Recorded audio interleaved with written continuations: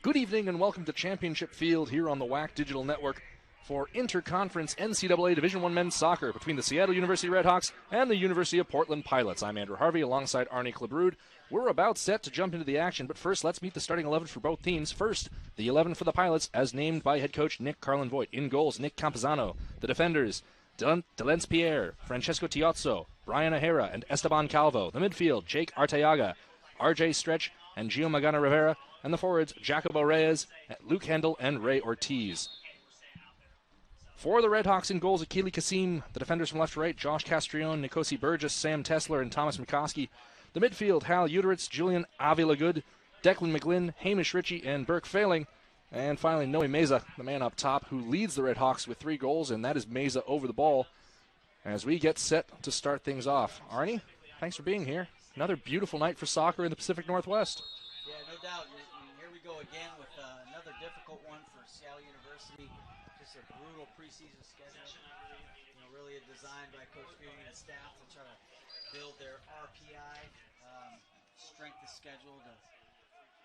Our schedule really put them under fire quick. San Francisco, that's a new program or a new coach, and they're rebuilding. So that got us out the gates pretty.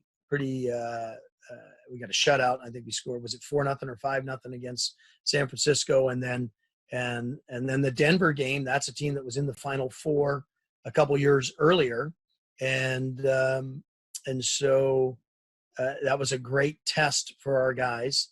So to get a 0-0 draw with them, it's good. And then, hey, you're going to Notre Dame, and you're going to play Notre Dame in Indiana number 2, and you're playing at Notre Dame. The Notre Dame game, unfortunately, we gave up a couple of early goals. But I remember with 13 minutes to go, we're down 4-2, and I thought if we can get 1 goal, we could still win the game. Even 13 minutes to go, I think we all thought we could still win that game. So, and then Indiana was a great test coming into this one because they were good, very, very good. They got 8 national championships in their history. You're playing against an iconic program at Notre Dame, and to get a draw, and that's not just 90 minutes, that's 90 minutes plus another 20 of overtime. Alex Acton got a red card in that Indiana game, and it was just a late tackle. Todd Yeagley, the Indiana coach, was not upset about it. He just said, "Hey, just got their tired legs," and probably the 109th minute of the game, so 1 minute to go, but they came together well. And in this one, you see Sam Tesler in the as a center back, and so it's good. This too was a good challenge. And getting those shutouts really important. Akili is just going to get better and better. And Nikosi, obviously drafted number 14 by Dallas and signing a first-team contract. And this is, I think, Brian, you can correct me on this. This might have been his second start because he had an injury, hamstring injury coming into the season. So that's good. Josh Castrillon, number 30 there, had a little bit of playing time from the season before, started in some important games against UW, but they did come together, so credit to them. So our UW rivalry is a great one. It's built on that we both are striving to build the game in the Northwest. We both want to go into the NCAA tournament. We help each other a lot. This rivalry is a little different in that the coffee cup, which I'm thrilled that Cafe D'Arte has reenacted it. It started in 2004. I think it went 2004, 5, 6, 7, and then ended. And at that point, it was with Seattle Pacific. But there's a big rivalry. It's a different kind of rivalry. It's probably not on the same level as the Portland Timbers and the Seattle Sounders, but it has some of that stuff to it. And Nick does a very good job at Portland. They are trying to build their program. I think it's okay to say that at the University of Portland, soccer is their number 1 sport, men and women's. They've got 2 national championships with their women's program, and they get great attendance. And so they're really trying to get back to the Clive Charles era, which, that guy was an icon and that's another story for another day. So it's two teams. It's crazy to say I'm on my 8th year back, but we've been in the NCAA tournament now 4 times, and out of 7 years, that's not enough for us. So we're both, they're a Holy Cross Catholic school, we're Jesuit school. We're both trying to assert our dominance as a small mid-major, and so we're more like than the University of Washington, big public school, and so there's some intensity to this, and there's some stuff that goes down, which happens, and I think Jamie and I work really well together, and it's not the exact same dynamic. I like Nick. I like their program. We need each other. I think, if I'm looking at who we're going to play every year, Portland, Washington, Oregon State locally are for sure on that list.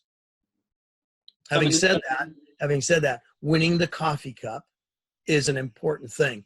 The first year we had it was at SPU, and it was you're playing against an iconic program, an iconic coach in Cliff McGrath, 5 national championships in Division II, and that game goes to overtime, and then we get a penalty kick in overtime. The goalkeeper, Jimmy Ward, saves it, but there was an encroachment. One of their players, and we had a great angle on it from the camera video we had, was 12 feet in. So obviously Cliff was not happy that, they pointed and to retake the kick. On the second kick, we make it, game over, and we've got this big coffee cup with this big wooden base to it, and I could tell all of a sudden this trophy went from being, sort of a, well, that's cute, what are we doing, to we got to have that trophy. And like they have the Apple Cup, our vision for this is that it'll take on some of that. And it's awesome that it's Portland and Seattle, because like the Portland-Seattle rivalry in the pros, they brought a busload of people up for this game from Portland students. And so it's going to get better and better, and probably more intense as time goes on. It's going to be an early booking here for Sam Tesler. And really, Tesler, obviously the guilty party as far as the foul is concerned, but might feel a little bit aggrieved on that back pass he received there. Kind of left him in no man's land. We could see somewhat of a trap deployed by Portland. 2 guys trying to funnel the ball into a particular area. Touch gets away from Seattle University. Golden opportunity for the University of Portland. Set piece from a wide area. And that's the danger of a possession-based attack and that high press deployed against them. Got to be very, very careful with that ball. Otherwise, you're going to give up numbers up opportunities or set piece opportunities. Here's Ray Ortiz, a senior out of Acapulco, Mexico. It's a high service from Ortiz, just overhit it. Arnie's so important, particularly at the collegiate level, when so many goals get scored off set pieces to create dangerous opportunities when you get those free kicks. Yeah, that was absolutely not well taken. Looked like he was trying to drop that ball into the far post. Knocked the ball back into traffic. Just poorly executed there by the University of Portland and Ortiz.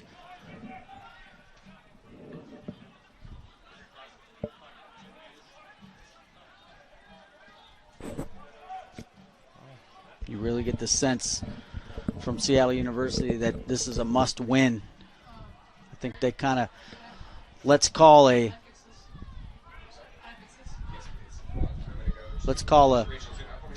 loss versus Notre Dame and a tie versus Indiana a successful trip. That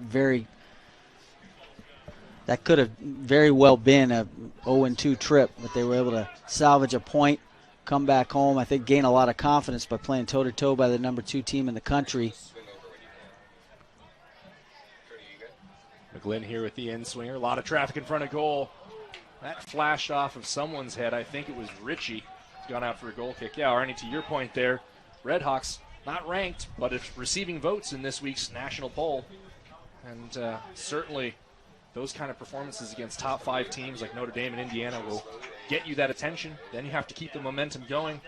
And it is a busy weekend for Pete Fewing's REDHAWKS in that sense. Stern stuff in the Portland Pilots tonight. And then, of course, crosstown rivals University of Washington tomorrow. Yeah, it does not Sunday, I should say. Does not get any easier. Rivalry week here. University of Portland always been a strong rival of Seattle University, and then, of course, the University of Washington game. But you cannot look past it. McGlynn brings that ball down. Slices inside. McGlynn's gone for goal. It's a low ball wide of the left post. Well covered by Campazano. Would have stopped it had it been on frame. And that's been an issue for Seattle University. So much of their attack has been funneled down that right side. Seattle University working on changing that a point of attack quicker. Great ball out to McGlynn. Castriano making a nice run off his left side. McGlynn opts to cut in and have the strike. Nikosi Burgess heads that downfield.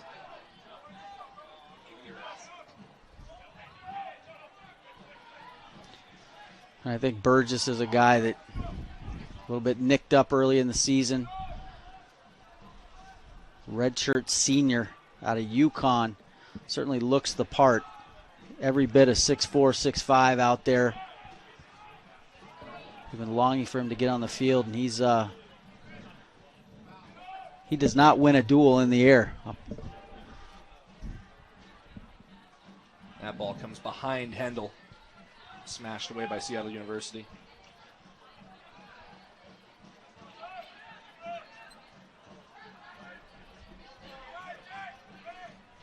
So far for two teams that really want to build up and possess. Hendel has turned well here, tried to push that one back forward to Magana Rivera.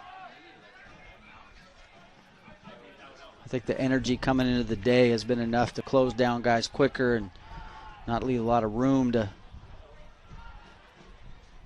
possess. We certainly expect that to settle down in the next 5 to 10 minutes. Can't go off on an all-out sprint for forever.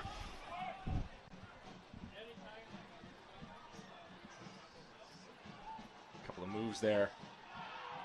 Calls for handball. Referee Matthew Buckman's right there. Had a great look at it, waving it away, and is going to immediately caution someone on the bench for dissent. That's head coach Nick Carlin-Voigt that's going to get the yellow card. Sit down, coach! You know, what was interesting was playing at Notre Dame last week. It was Seattle University's first experience with VAR. They had the technology to go back and make sure the calls are correct, and Seattle University's experience with VAR was not a positive one. Well, you know, there's an ironing out process that takes place. There was some talk about, you know, being out there, you're going to be tense. You're not quite sure if you're good enough to stand against the great Notre Dame. I had a ref once tell me, I've never argued about a throw-in call. He said, son, I've never seen a throw-in cost a game. Seattle University would argue in that Notre Dame game that a bad call on a throw-in cost them the game. I'll tell more about that in a bit. Portland here looking to get something going. This is Ortiz. He's active on the left side. Slips that ball after getting a shoulder around Josh Castrillon, but an active and alert Akili Kasim off his line. Well, you know, all the little moments really do matter. And sometimes it can come down to just a throw-in, Arnie. Well, I think it was really a situation where it unsettled Seattle University. Here's Magana Rivera. He's got Hendel to the inside, to the byline. Shoulders off Castrillon, goes down, and will settle for the corner. Pardon the interruption, Arnie. So far, some sloppy giveaways from Seattle University. A nice high press being deployed by University of Portland, creating two really good opportunities on the set piece thus far. Ray Ortiz looking to take the corner. Chops that straight down the line. It's on top of the net now for a goal kick. So that's twice now that Ortiz has failed to put a ball in play on a set piece. I have to wonder how much longer Nick Carlin-Voigt will keep him as the guy.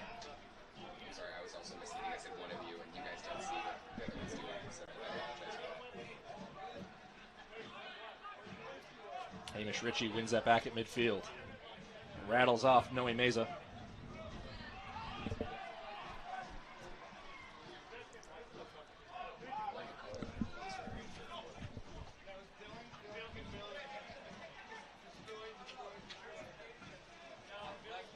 Pierre jumping in there, can't get a hold of it.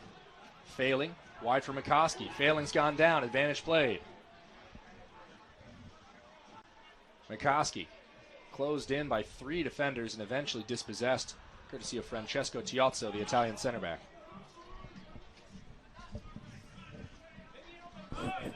Gone ahead for Hendel.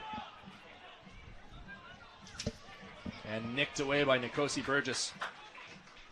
Boy, Burgess really has not put a foot wrong so far in these first 14 minutes. Yeah, no doubt he's the real deal. Acton Pectornotis getting red carded in the game against Indiana.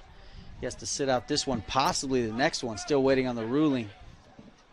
Pectornotis actually played in the left back position for Castrillon last Sunday. The Seattle University tries to optimize its back four.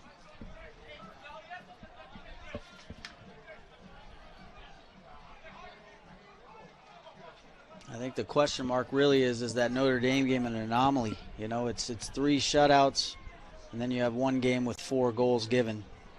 I think at this point you have to evaluate it as an anomaly.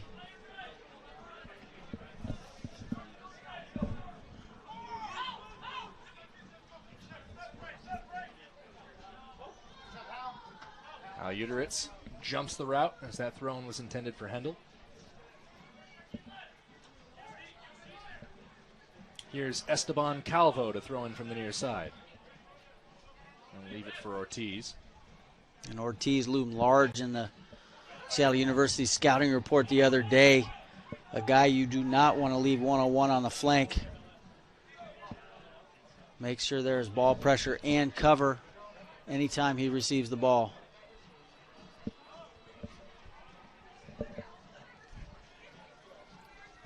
Down the far side looking for Reyes. McCoskey's in front of him.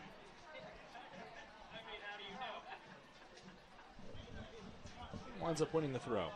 Well, 15 minutes gone here at Championship Field. No goals. Still a really great evening for soccer. Calling for a 1/4 of an inch of rain, and it just didn't materialize. I think just a couple of days ago. Beautiful evening. Games here at Championship Field on Thursday, Saturday for the women, and Sunday against the University of Washington. Well, we certainly hope that we'll avoid the torrential downpour and lightning storm that this region got hit with last weekend. Don't know if any of our viewers down in Portland experienced similar weather, but it felt pretty biblical up here as there's a deflected shot that'll bounce into Kassim. And actually 1 or 2 major sporting events wound up getting affected by that. Rain FC had a 2-hour lightning delay on a match against the Orlando Pride. University of Washington football didn't finish their game until about 1:20 in the morning against Cal. SPU men had a game outright canceled due to the lightning.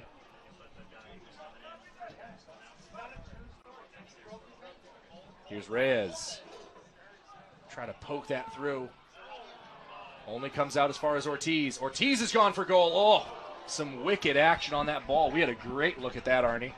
So far, misses narrowly with Ortiz. That's the 3rd bad giveaway out of Seattle University, trying to play out of the back. Certainly their calling card. They do want to build out from back through the midfield into that forward line. However, too sloppy so far today.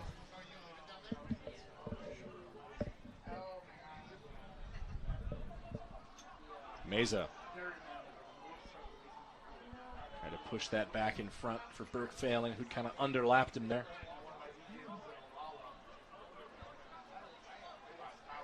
You can really feel this is a big game for both sides. The energy level is extremely high. No team able to string together that sustained possession that both teams are looking to build upon. Look for that to settle as we enter that 30-minute mark, 28-minute mark.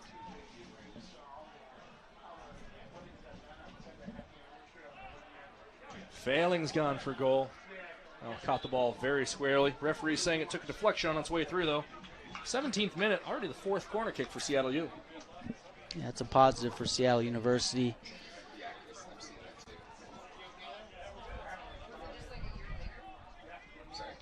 Yeah, Noe peels out. This is all by design, by the way, and it's a very tough angle, but you're right. It's just a little flick of it's not the back of the heel. It's more the back of the foot side of the heel, but it is all by design. That's and it's all timing, and then it's the quality of the service. It can't be floated, because it has to be a curled, driven ball, and the spin on the ball and the pace of the ball and the location of the ball have to be right for Noe to give it a little bit of a quick glance. The Portland defender on the near post is late getting there. And then Noe, it's perfect. That's picture perfect, world class. That goes in a lot of places. And in a game like this, where each team is trying to create their dominance over the other team, not just in this game, but for the years, to get the first goal in this game and to be at home, it's a great start for us because watching the game back and forth, if you didn't know the score, not only just at this moment, but at the end of the game, you would not have known who was going to win. Both teams had their chances. Both teams had possession.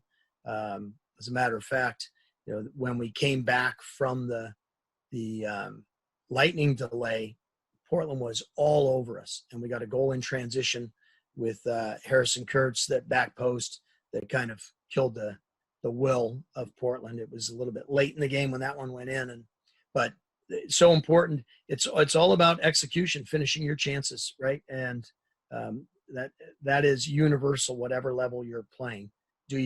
So great little free kick from Declan, and very good timing and execution. And even so, right there, that's 2 yards off, right? If that ball is pulled back a yard or two, then we're up 2-0. That's a good free kick. It's bending. It gets curled into the space, freezes the goalkeeper. If we get there first, and it looks kind of benign, no big deal.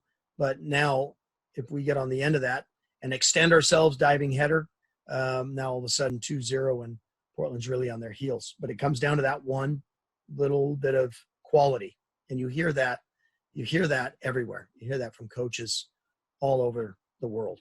See the ball hit the back of the net to get into that form, and it does kind of change the quality of your shot when you know that the ball. Declan's accuracy, his location, the bend of the ball. I would say he, between Declan, next year Jesse Ortiz from the left. See on that ball to the back post, if that's lifted a little bit higher and it gets up and over, it's got to go up and then back down and over. Then now it's 3-0, right? And again, you're off by a yard, 2 yards. And then another one that's going to be great, red shirt, Rory King. He is very, very good. You haven't seen him this year. We were hoping he'd have a lot in the spring, but we're going to have some good free kick specialists on the indirect and then on the direct as well. I sent a text to the guys a few weeks ago just saying, hey, between Declan with a right foot, Jesse with a left foot, Noe can hit a dipper that it just goes up and down. We've seen that a couple times. I think we saw it against Akron. I think we saw it against UTRGV. We saw it in Spain on our trip a couple years ago.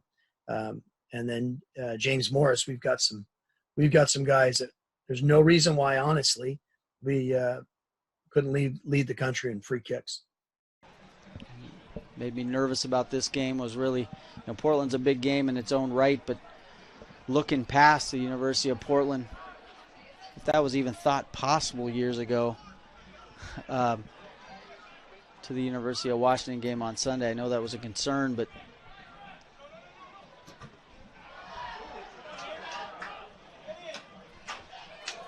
acrobatic block by Hamish Ritchie. There's a souvenir for a lucky fan. Got to keep your head on the swivel here at Championship Field. It's a beautiful seating bowl. You are really right on top of the action. But you can't go to sleep up here, can you, Arnie? you cannot. Hit my good buddy Kurt Swanson. A lot of alums in town for this one.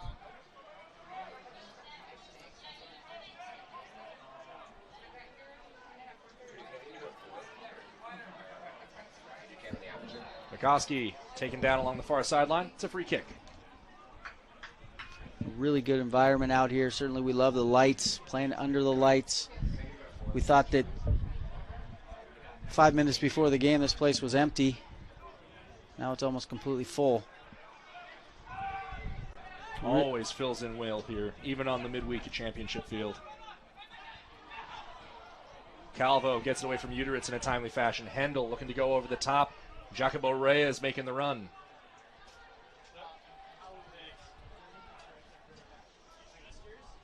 Here's Pierre.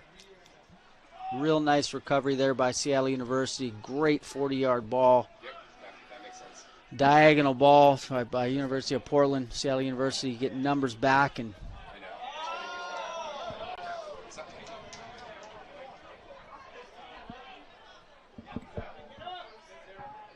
It was lightning? It is lightning. Seattle University's event staff on high alert right now. Seeing a couple lightning strikes. Eric over my shoulder, our technical director, confirming what I think I just saw over my right shoulder. And if the NCAA abides by the standard policy, it's a lightning strike within 3 miles of the stadium would cause the delay. But we're not going to talk about that right now. We're not going to put the broadcaster's curse on it. We're going to deal with it if and when it happens. But there are some very dark clouds rolling into Championship Field right now. Amateur meteorologist here. I think the clouds are moving in the other direction. I think we're out of the. I think we're out of the woods. Here's McCoskey. Could we push it a little bit more? Drop back for Failing. Push it a little bit more. Failing to the byline. His cross is blocked. Out for a fifth corner. REDHAWKS scored on their last one. What can they do here? I think so far the difference between Seattle University last year and this year, a bit more balanced in their attack. Last year would attack, very, very successful, combining right down the middle of the park with combination play. Could distribute it left, could distribute it right. Right now, very reliant on that right side attack. Low ball in from McGlynn. They were looking for the same thing to Noe Meza. You have to imagine, Arnie, that's a set piece that only comes off once in a match for you. Yeah, I mean, that's usually very well covered by any opponent. I think fortunate to catch them sleeping, and Noe Meza, again, crafty finish. Long ball looking for Hendel. Gets over the head of Tessler. McCoskey is there. Going to leave it for Tessler, who will pump that ball out of play and over the fence. One more for the tally. Hendel looks the part as a striker. Big, tall German. Good pace. Really stands toe-to-toe with Burgess and Tessler. Got to be wary of those flick-ons, and looks to be a load up there. Seattle University going to have to watch him all night. What I've really noticed from Hendel's game so far is that he makes very intelligent runs, takes very good angles to try to stretch out that back line, just hasn't been rewarded with the ball in yet.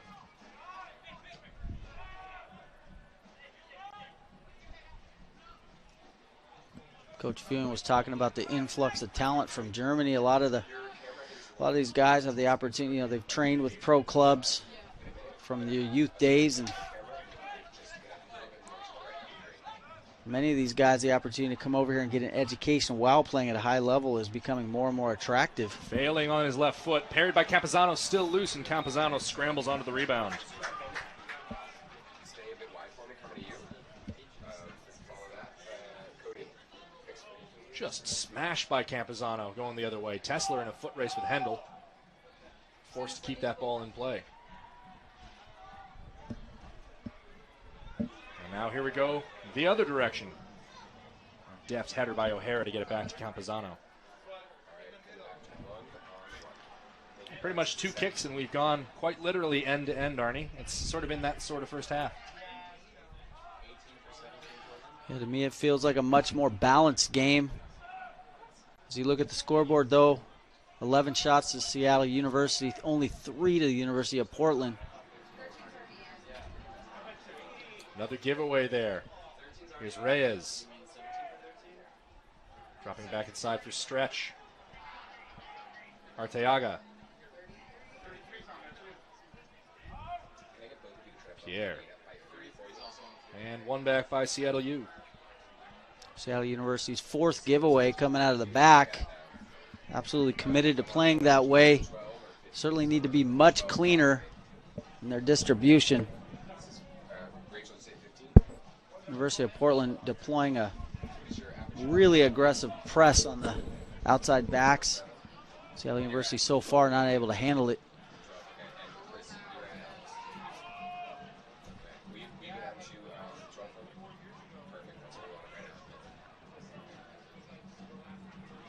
Long ball looking for Meza. Can he control the bounce? He's taking it on the volley. That ball has just dropped an inch or 2 lower for him. Might be 2-0 right now.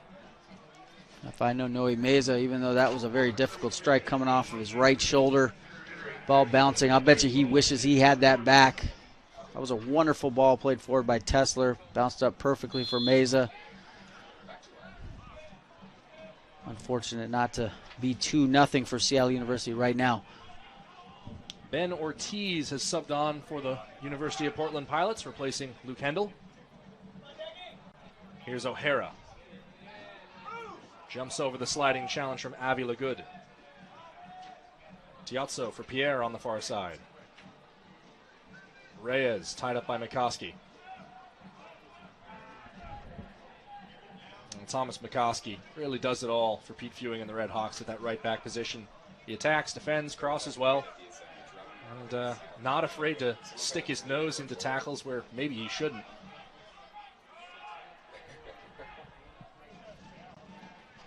Yeah, SU is committed to letting McCoskey roll forward, get involved in the attack, making sure that the defenders shift to cover the area that he's just left. Certainly a big, big part of their tactical approach to the game. Great pressure here from Portland. REDHAWKS just have the ball, nowhere to go with it, and there's another turnover. Here's Reyes inside the area. Poked away and into the hands of Kasim. And the referee has ruled that a deliberate back pass to Akili Kasim. The tackle that got the ball off Reyes was picked up by Kasim, and it's coaches at home, sports fans, here you go. You are within 10 yards of the goal. You can't go back into the you can stop at, even though you have to be 10 yards away, you can stop. So if you freeze it in a second, you'll see that all our guys are lined up on the goal line, and then Achilles in front of them. That's how you want to do it. You want where Achilles standing, he's on the goal line too, so he's as far back as possible. But you create a wall with as many guys as possible, and that means you also have to leave a guy or two that's like Thomas, number 21, is going to chase. So is Josh. But then you put a big, huge wall in front. You've just got to get big and block it. But Achilles is going to be the first line to get out onto it and make himself as big as possible. You see Nkosi at the back post. That's smart from him. And then it's indirect. So they've got to take a touch. It's not a direct free kick. And then we get big, and Hamish, looks like Hamish got out there ahead of. And that one, that one's a little bit tougher. That's not a foregone conclusion that they're going to get a good shot on goal because of the angle. But sometimes it's right in the middle, and it's touch and smash. That's option one, is smash it, and just hopefully it has eyes and finds its way through. Option two is maybe a little trickery where you go a touch. So I play it to you, Brian. You touch it, and then instead of me hitting it, maybe I go square and back a little bit. And we had the half of the goal covered. on the ball side. But maybe if you play it across, now maybe it's just a side footer that you can get in. So you have to be that's one that not many teams work on. And as a coach, I'm thinking, do we work on that free kick? You probably see it. I haven't seen that happen. I'll tell you where we've seen it. We've seen it against us with Creighton, at Creighton in the NCAA tournament. First year we're in it, they've gone to 2 Final Fours, and literally 12 minutes into the game, there's a deflection, goes back to our goalkeeper coach who was in goal, Jake Feener, and he picks it up. And the referee, runs the length of the field and says, and it was from 50 yards, runs the length of the field, and they give a free kick, and Jake turns his back on it. The guy just plays a square ball, and it's in the back of the net. We're down 1-0, 12 minutes into the game at, Creighton, which is, again, they've just gone to 2 Final Fours. So they're thinking, okay, we're going to kill this team. We started the season 0-6-1, and then went on a pretty good run, ended 11-9-3. So in hindsight, we think of it as genius. We let him be overconfident because then we came back and won the game 2-1. So in the snow, it's a great historic game, honestly. First Division I NCAA tournament game for our program, first Division I NCAA tournament win. The second time it happened, this is great. We should have got it at the UW, and we were down 4-0. Same year, we're down 4-0. We scored 2 goals in 27 seconds. Ryan Herman is the UW goalkeeper. There's 3,500 people. The gates are closed. They kept 500 people out of the game. There's about 18 minutes to go, and we had a kid, Ian Heinz-Ike, at the time, who was tremendous on free kicks. Ryan Herman picks up the ball, puts it down, and picks it up again 10 yards out. We should have got a free kick. We didn't, and Josh Wilkins was the referee, and he knew after the game, he and these guys will love that I'm bringing up their name. Jeff Hoskins was the linesman. They had both turned to run up the field because Ryan Herman can smash a ball. The crowd went crazy. They realized after the game they had made an error. That happens. And after the game, I looked at them and said, thank you to all the referees. And that would have made 4-3 with 18 minutes to go. Washington had started subbing. It could have been a great momentum shift for us. So, but those are the 3 times it's happened in 8 years. So that's how rare it is. By the way, side note, when we played UCLA in 2015, the NCAA tournament, Josh Wilkins was the referee. And I had a moment with him before the game, just the 2 of us. And I said, hey, Josh, what do you think I'm thinking about right now? He says, you're thinking about the UW game and I owe you. And I said, good, we're all on the same page. Picked out McCoskey. McCoskey has a big first touch. He chips it up looking for himself. He's gone down in the penalty area. And the referee not going to give that in a million years. Yeah, really, really wonderful ball out of Noe Meza to a far post run out of McCoskey. I think his touch just got away from him just a little bit. I think if he would have that back, just a tighter touch and a strike on goal. Tiazzo. He's tripped down on the ball, courtesy of Hamish Ritchie. And for SU, really the issue hasn't been in what they're able to do in the offensive portion. It's this, almost looks like Portland is deploying this 4-forward attack and really trying to close down the kind of the buildup out of Seattle University. And again, the bulk of their opportunities have come from giveaways out of their back. Might be a good idea for Seattle University to look to bypass that midfield and play into a Noe Meza or a Declan McGlynn or a Burke Failing. Play a little bit more direct, not to take their chances.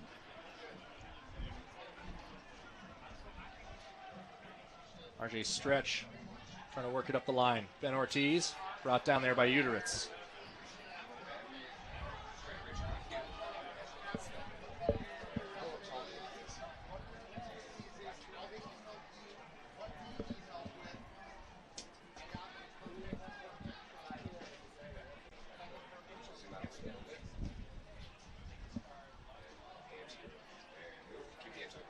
This is that opportunity that's just looks like about 35 yards. Do you have a little chip over the top of the wall? Ray Ortiz is gone for goal. That one misses the frame and not by much.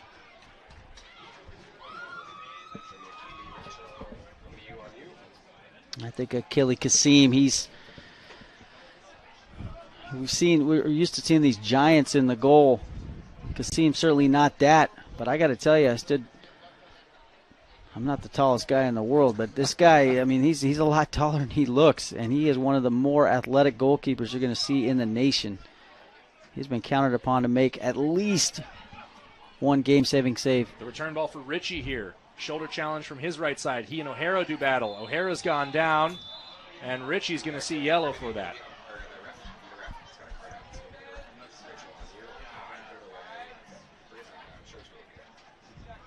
The referee a little bit touchy right now. He's trying to settle things down, make sure things don't get chippy. I thought that was very innocent.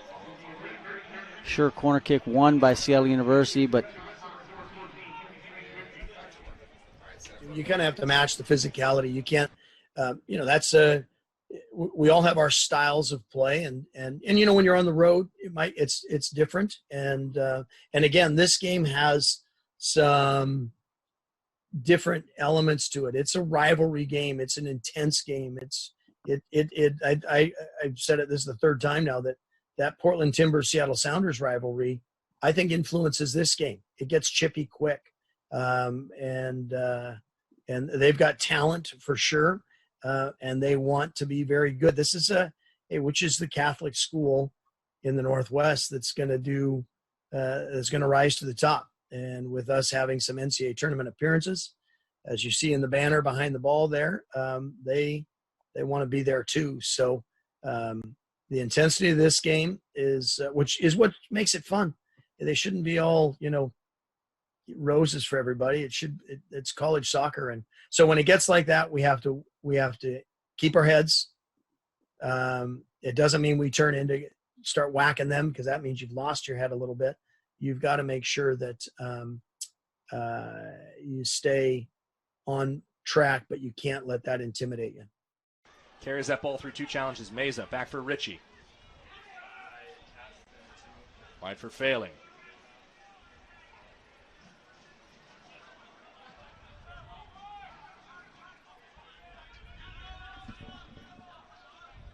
Controlled once more by the REDHAWKS.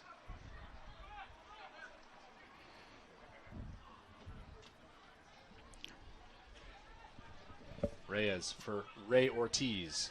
Now wide for Ben Ortiz, who's onside. He's in here. His shot's blocked at the point of attack by Tesler. And a free kick going the way of the REDHAWKS.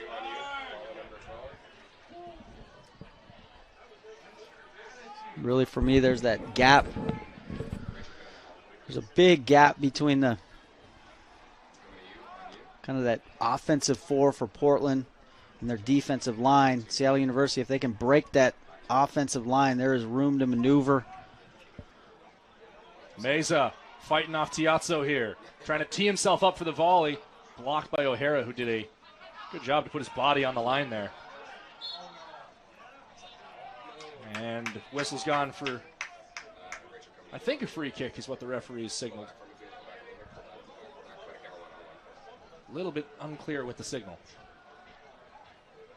Hal Uteritz, meanwhile, down in the attacking half.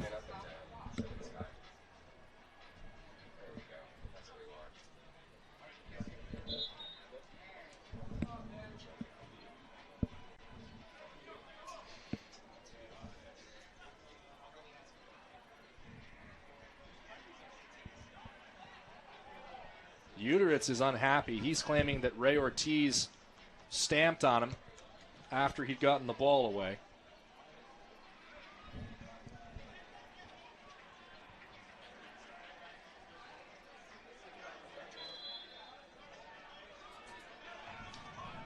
Richie, low ball into for McGlynn. McGlynn gone top side, right at goal. Snapped that one through traffic, but Campazano had it covered up. Really a well executed set piece out of Seattle University. Declan McGlynn just kind of leaking out. Cuts that ball across the face of the goal, and I think it was fortunate for Portland that ball ended up right in the keeper's hands. Very, very dangerous opportunity out of Seattle University.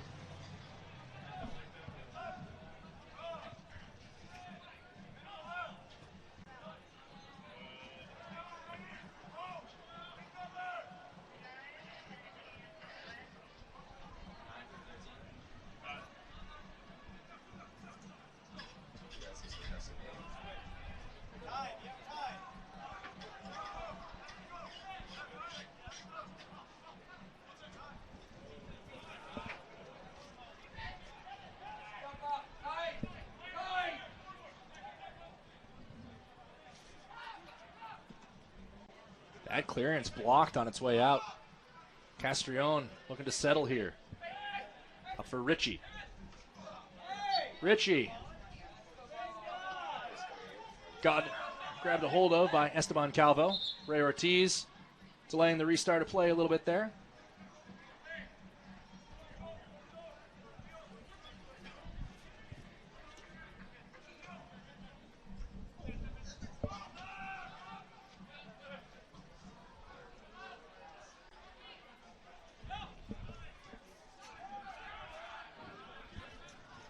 Here's Failing. I don't think he had a mind for goal there. Couldn't put it on frame.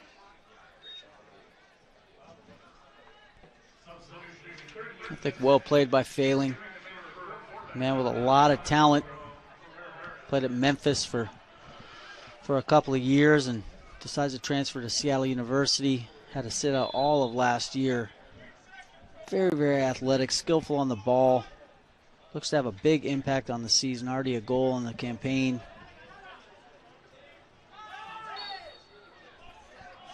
Alejandro Pereira, the recent substitute for Portland, just drawing that free kick there, going up against Nikosi Burgess.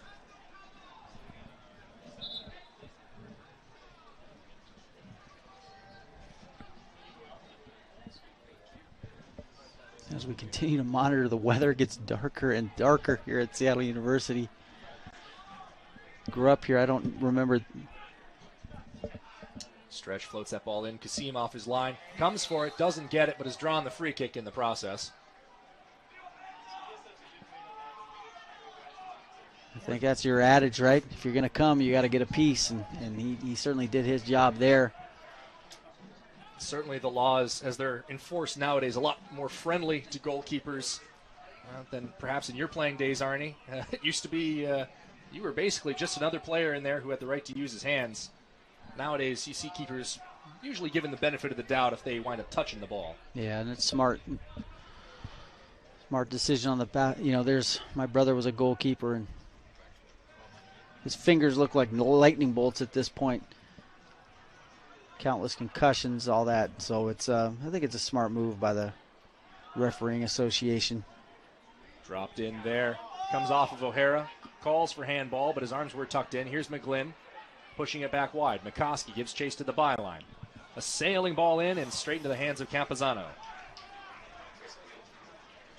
Well played by McGlynn, cutting across. Smart ball out wide, just not hit quite far enough. Uteritz always so solid in getting to that back post. As a winger, you got to overhit that ball just a little bit more than you think.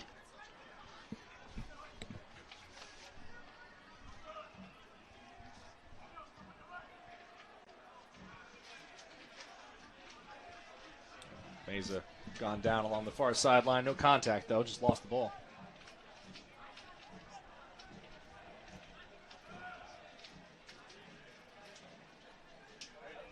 Up for Ben Ortiz. Ortiz with a brilliant first touch. He's by Tesler. Tesler doing battle now with Ortiz. They tangle up. They go to ground. The referee says it was completely clean and shoulder to shoulder. Failing. Bit of a bump on the back. Nothing in that either, says the referee. Here comes Portland once more. It's Reyes. Poked away from him on a lunging tackle.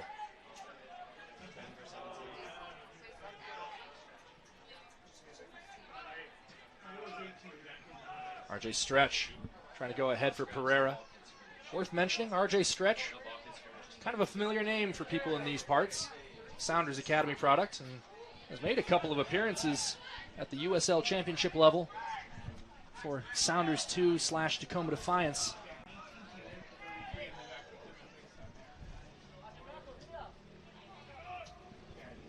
Always one of those interesting things about NCAA eligibility, which is you're actually allowed to play with professionals as long as you don't get paid before you go play college soccer.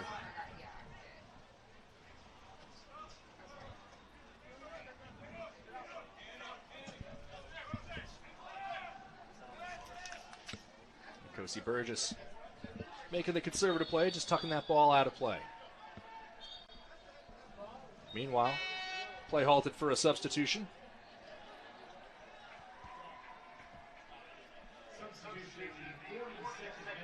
This is Kawa Suarez coming on for stretch.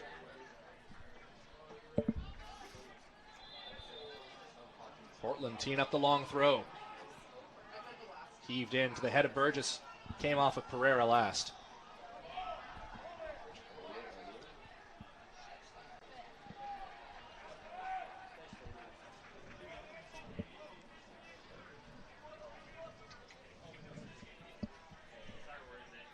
Oh, pardon me.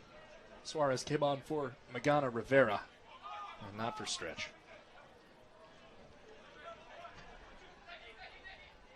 McGlynn runs off the challenge from stretch. Failing, who's inverted to this side. As Pereira blasts that ball off the press box.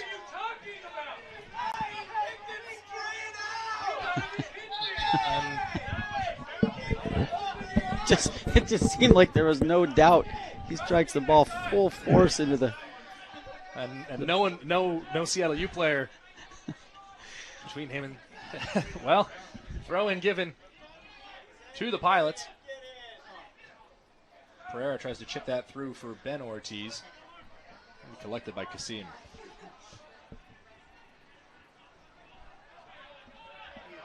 Once again, Seattle U showing no fear playing out of the back. But that's the area of space. They can break that initial line. There is room to maneuver. Flow to the far side. Pierre with a nice job to intercept. 2 minutes to go here in the first half. RedHawks leading by 1. Stretch. Over for Suarez. For Pereira. Poked away by Castrillon. It's really unique, you know. It's almost as if there's a University of Portland has no midfield. They commit a couple guys in the middle. There is all kinds of space. If Seattle University defense can find. Kasim with the halfway punch there. Chop back over towards stretch. He can't get to it. No, you're right, but by the same measure, it has been working for them. The goal came off of a set piece, and there's not been too much from open play for Seattle University. Right now, no one high for Seattle University, stretching that defense. Portland doing a very, very good job of forcing Seattle University back into its own half. Really, really interesting tactical game so far.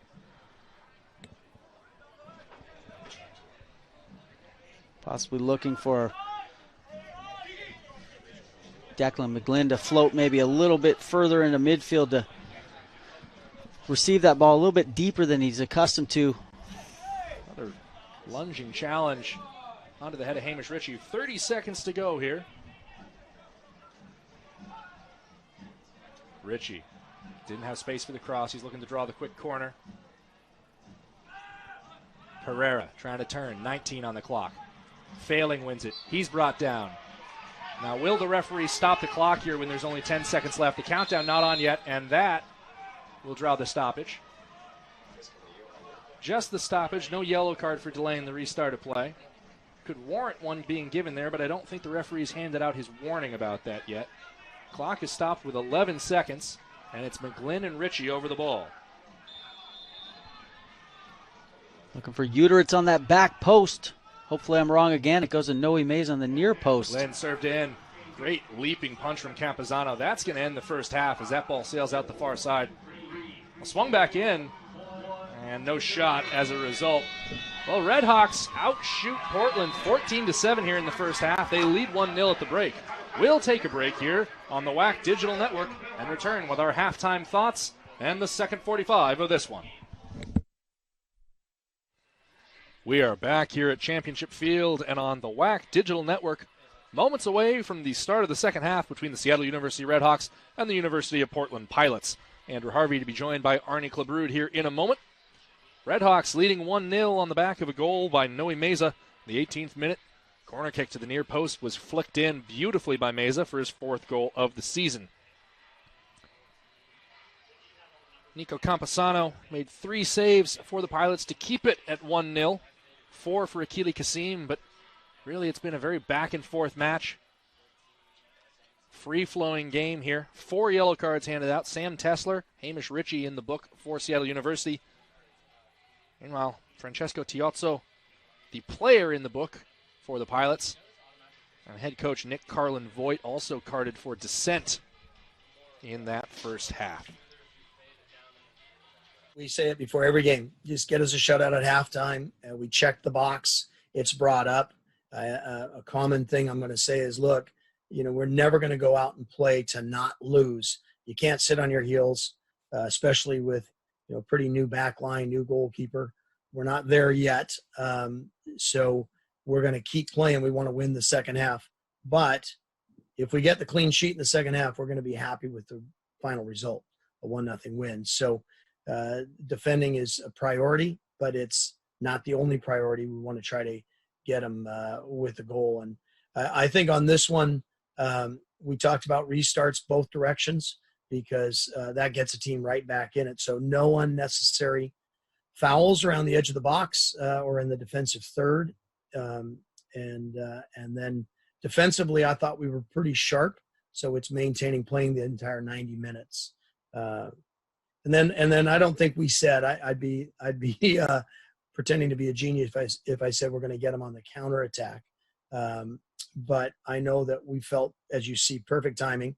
Julian was able to get through the midfield a couple of times and get it wide, and look how that opens everything up. So we did talk about, I do remember talking about Julian getting the ball and finding the space that's open on the wide. There's no shots, no crosses, no goals. So the width of a game is very, very important for our team. The underlap for McCoskey. Failing, floats that in, but it's straight into the hands of Campazano.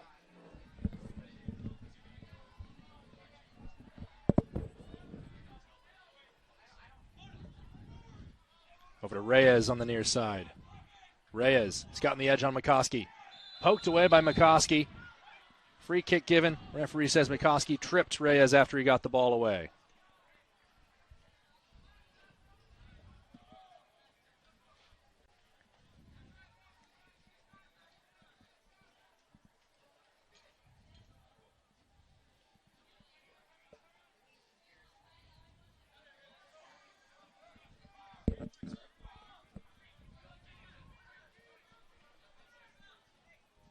Ray Ortiz over the free kick.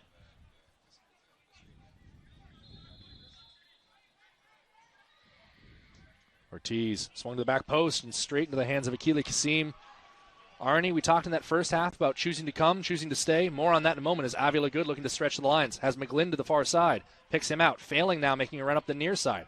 McGlynn looking for him. Failing, has to stop to let the ball get to him. Ritchie on the overlap. Receives the ball. He's inside the area. A low cross in front of the goal, and it bounces right into the hands of Campazano as Noe Meza can't direct it anywhere but other than straight at the keeper. Really nice build-up out of Seattle University there. Uteritz wins it right back. Part of the interruption there, Arnie. Ritchie is looking to wind up something strong there. Free kick given at midfield. I think the University of Portland throughout the game exerting a tremendous amount of effort, especially in that front four that they're deploying, causing a lot of trouble for Seattle University. Avila Good comes near side for Failing. Well-weighted ball there from McCoskey.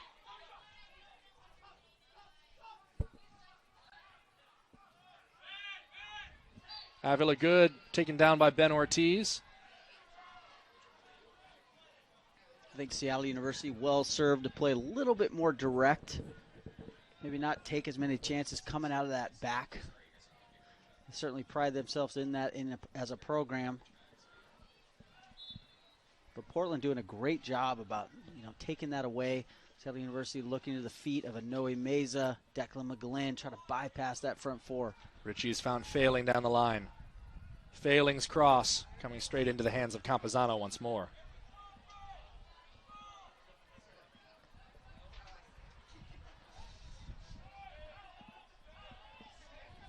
And we have seen a ton of lightning around. Now the rain is coming. I thought the prevailing wind, amateur meteorologist here, was going to take these clouds through. Looks like we're right in the middle of things.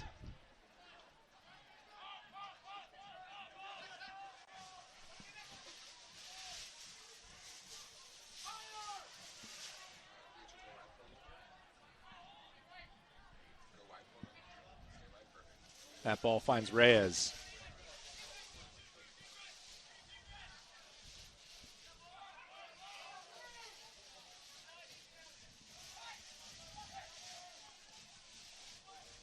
Ball in front of the goal and headed wide of the left post. Ben Ortiz couldn't make the most of what was a very dangerous service from the left side. Yeah, conditions changing in a hurry here. It's gone from a very pleasant night here in Seattle University, 70 degrees. Now we're looking at an extreme downpour, lightning all around us. Let's see what happens.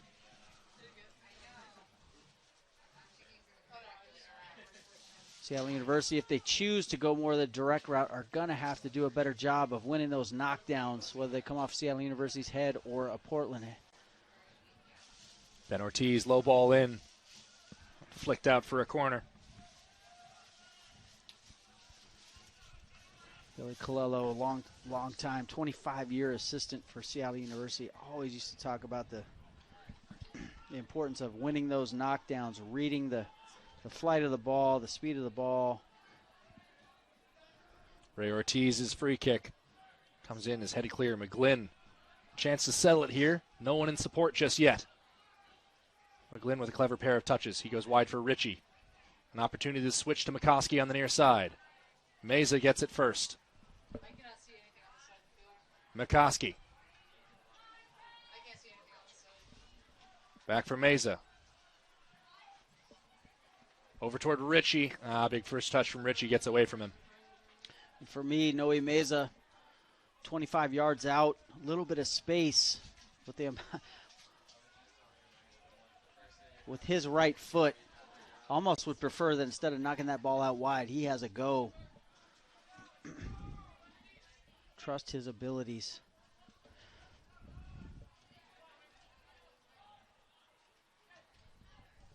Ball over the top, looking for Failing. Back here for Avila Good. To the byline. Cross there. Rebound falls down for Magana Rivera. Really good run by Avila Good, but he vacates his spot in his defensive midfield, and University of Portland quickly exploits that space. Always the risk. McCoskey not pleased with that challenge at all from Magana Rivera. And from here, Arnie, I'd be inclined to agree. Just a lunging effort that was never even really directed at the ball. McCoskey going to get called back into the principal's office, as is Magana Rivera. Going to have a word with both players. In the end, well defended by Seattle University, but I think that illustrates the danger of Avila Good and Uteritz. You know, they're that defensive midfield pair. When one of them leaves, it certainly leaves a huge gap in the midfield. University of Portland able to.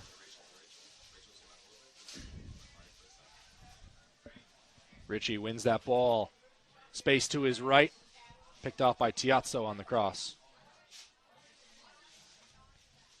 Certainly the game at this point feels a little bit more back and forth than it had in the first half. Seattle U choosing to be a little bit more direct. I think it's paying dividends.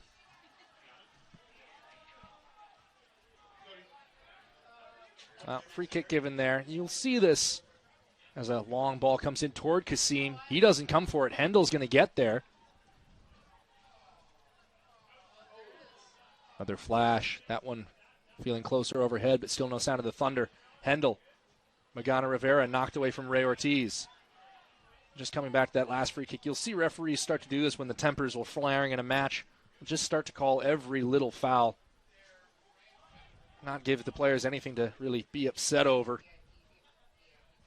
Kind of take some of the air out of the game. Might not always be the best thing for the pace of play, but it does usually lead to fewer brawls, which is, I think we can all agree, a good thing.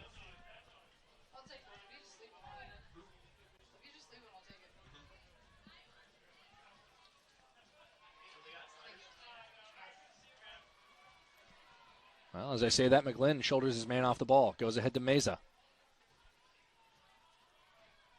Picks up the return on the far sideline.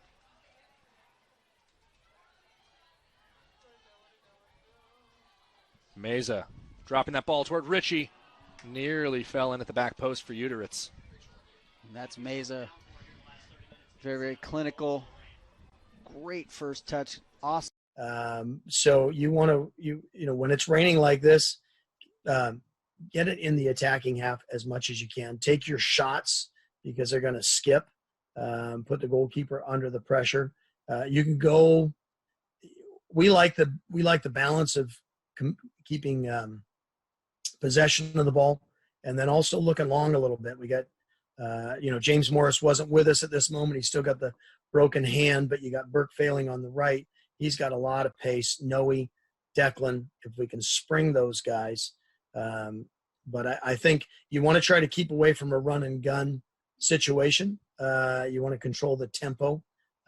But you also know that when the surface gets a little bit slick, and that it's okay to not be as pretty.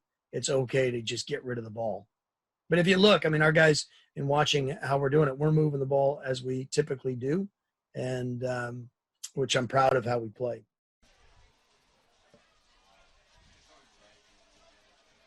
I think Burgess has made a big impact on the center defense. Just as I say that, he gives the ball away, but then also recovers it.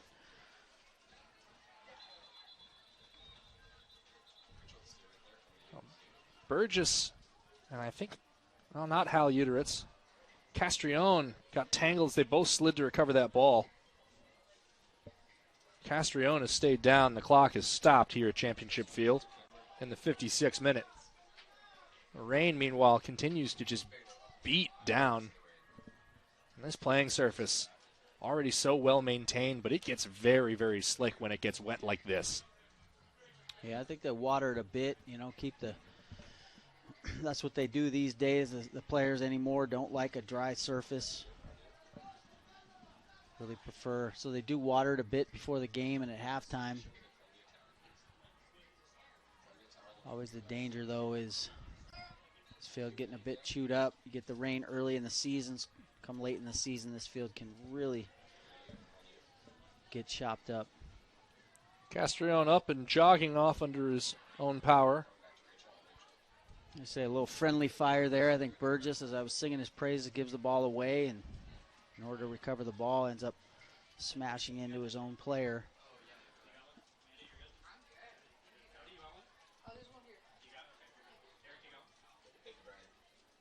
Stands now are completely clear. Everybody's moved to the concourses.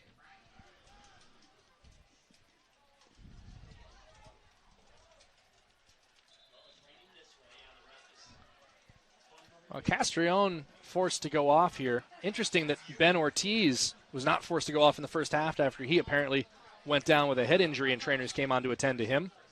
But play is back underway, and the ball knocked long to Campazano.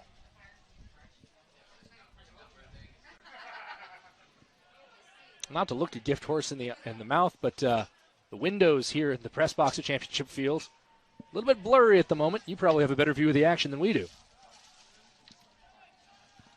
It's one there by Uteritz. Turned by Reyes. He's going at Uteritz. Drop back for Pierre. Up toward Ben Ortiz.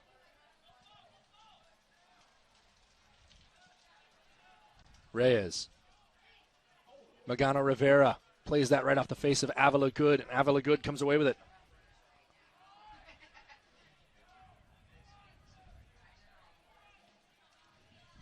Floating service there comes into Kasim, and Arnie, that's always something you can start to try more as the pitch gets wetter and wetter. Very big flash in the sky just now.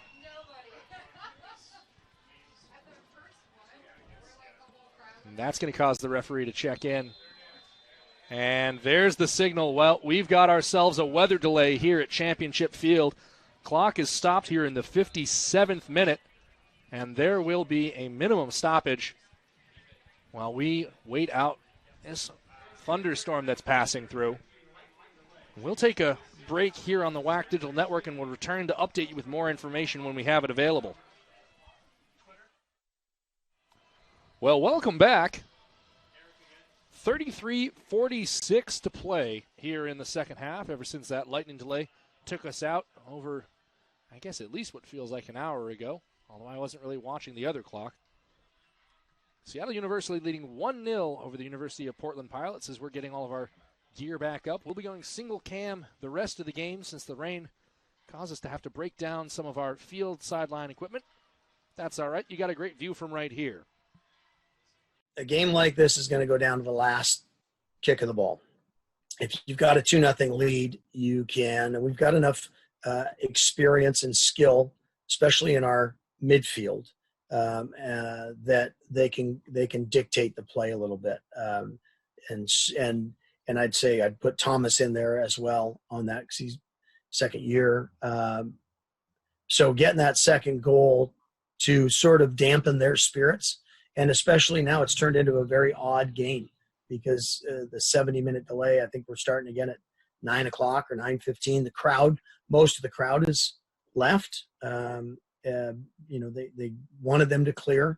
A lot went into the tent, and then they said, you got to get out of the tent. So now it becomes a game with not much energy from the fans, the extended delay. So these distractions got to keep everybody focused. Getting a second goal kind of puts Portland in a spot where they might just mentally give up. And that's why it's so important to get it. Right now, 1-0, they're right back in it. Play when we stopped it. We're going to restart with a drop ball for Akili Kasim. Pardon me. Just a free kick from inside the box.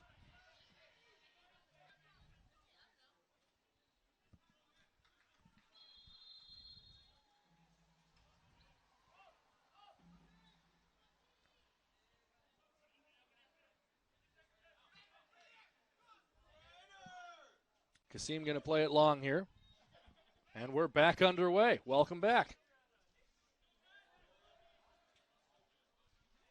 Out the far side, McGlynn will have the throw. Comes into Meza.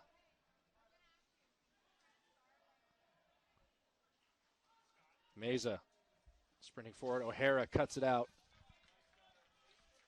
Andrew Harvey for you here on the WAC Digital Network.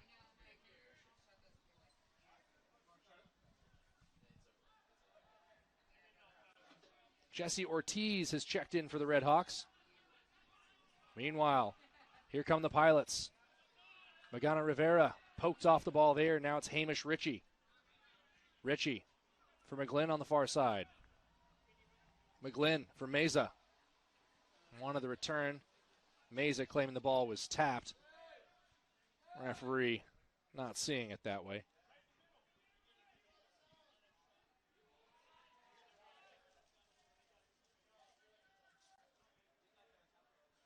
Another ball hit out of play. Gone for a Seattle U throw.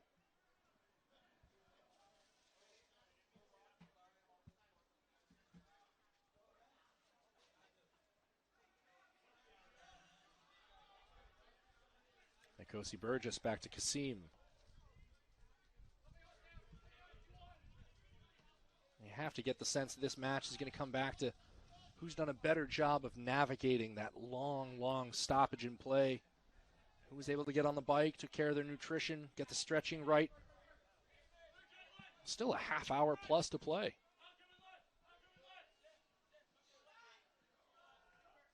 Thrown in by Pierre. Turned by Hendel. Hendel going on the ground. Pokes it up to Hamilton. Dispossessed there by Ritchie. Searching cross for Magana Rivera. Sliding challenge from Burgess has won the ball, giving away the corner.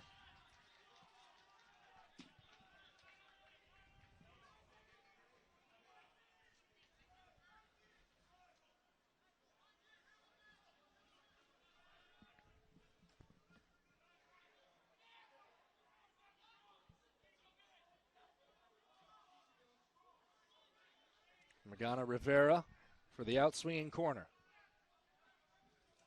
It's a low driven ball toward the penalty spot, headed away by Noe Meza. Bounces out the far touchline.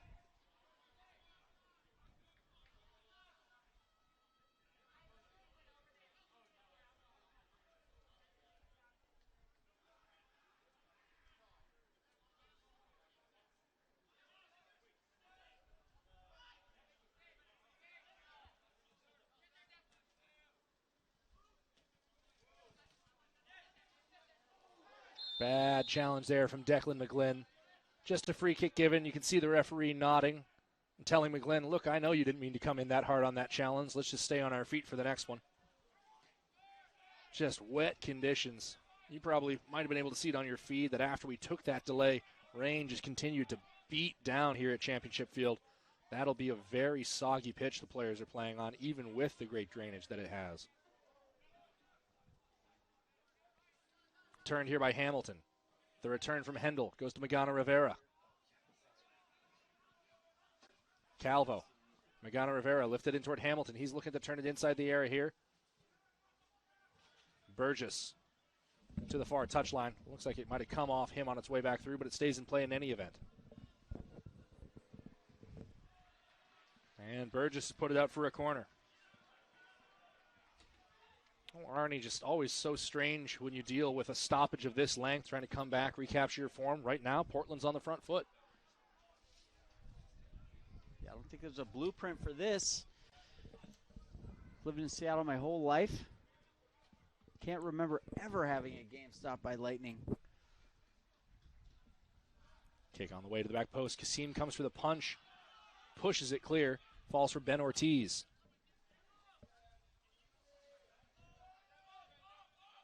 I think we're all anxiously looking at the radar.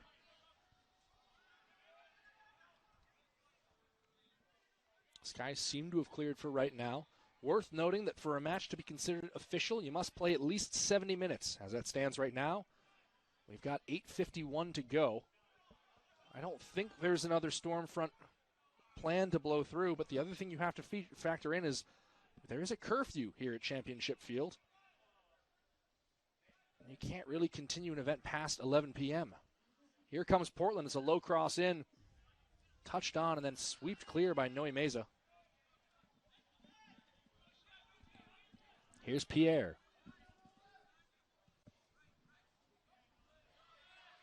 He loses out to McCoskey. McCoskey looking down line for McGlynn. It's intercepted by Tiazzo. They always ask those coaches, what do you do during these delays? And I don't know if there's any, is there a right answer? It's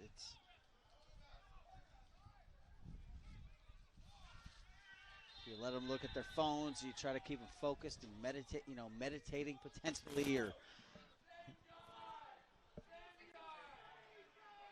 I think it's probably just a gut feel from a coach and what your team needs. And Julian Avila good, completely chopped down after the ball had gone away here. But I think with this game, I think it's important for both teams, for Seattle U, certainly for the RPI. Portland the same. It's I think both teams are motivated to finish this game off. Certainly Portland pushing for the equalizer. Seattle University would be very happy with a 1-0 result. Ben Ortiz, a lucky man not to appear in referee Matthew Buckman's book there.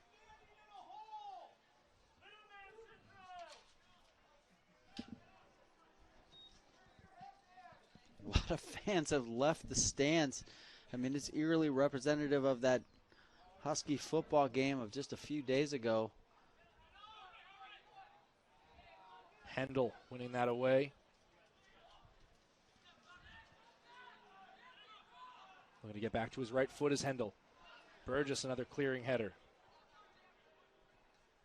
Popped up by Calvo. I mean, Arnie, it's a fair point to make is the REDHAWKS do derive a very big home field advantage from the energy, the atmosphere, and the way the crowd behaves. And the truth is they don't have one at this point. It's very, very limited. You don't have this. Students might be the the group that would be more willing to stay for a delay of this type.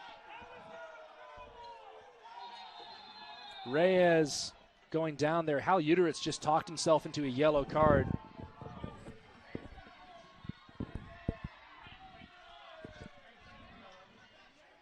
Pardon me, it might be Burke failing. He hasn't actually shown the card yet, so this might come down to a last warning. I think Seattle University giving up a lot of these set pieces here. Portland not good on the execution thus far. They've overhit a number of balls, underhit a number of balls. But for Seattle University, certainly living dangerously. Swept back in. Cecilia Seam forced to tip that over the bar.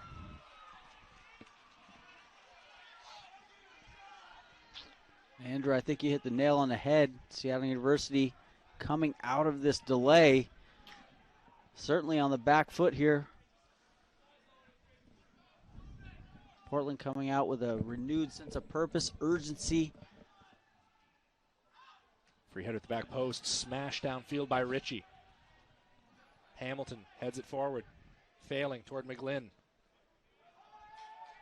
And Hamilton pops that over to the Seattle U bench.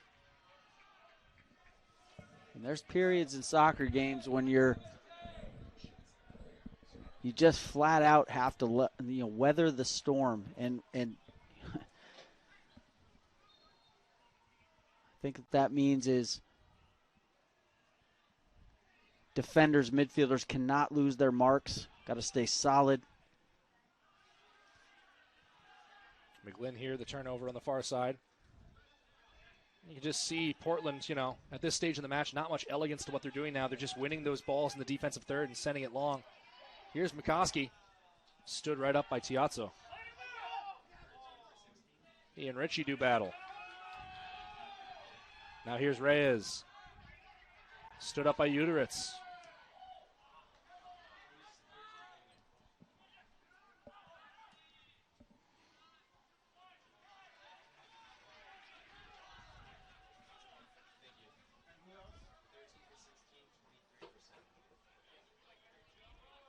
Seattle University so far being stout, doing what's needed